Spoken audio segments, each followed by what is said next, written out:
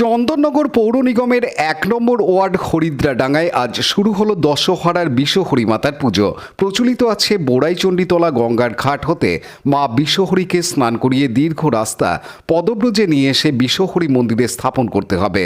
সেই মতো আজ ঢাক কাঁসর বাজিয়ে প্রতিমাকে নিয়ে এই মন্দিরে পুজো শুরু হলো। ১৯২ বছরের এই পুজোয় ভক্তদের উপস্থিতি ছিল চোখে পড়ার মতো। ভক্তরা পুজো হাতে নিয়ে দীর্ঘ সময় অপেক্ষা করতে ধৈর্য হারাতে দেখা যায়নি।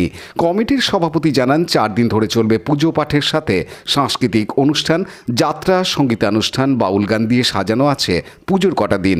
প্রাচীন পুজোর বৈশিষ্ট্য বিশ্বহরি মায়ের অন্নকূট। রবিবারে অন্নকূট অনুষ্ঠানের মধ্যে দিয়ে এবারের দশহরা উৎসবের সমাপ্তি ঘটবে। আমাদের এই পুজো দীর্ঘদিনের পুরনো পুজো, আনুমানিক ২০০ বছরের ওপর। প্রতি বছরের নয় এবার একটু ধুমধামের সঙ্গে পালন করা হচ্ছে।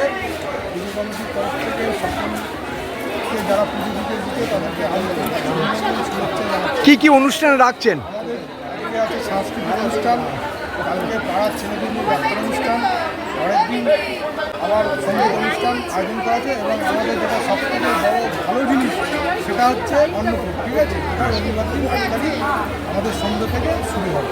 আপনার নামটা বলুন। Shyamal Sinha report, Hooghly TV.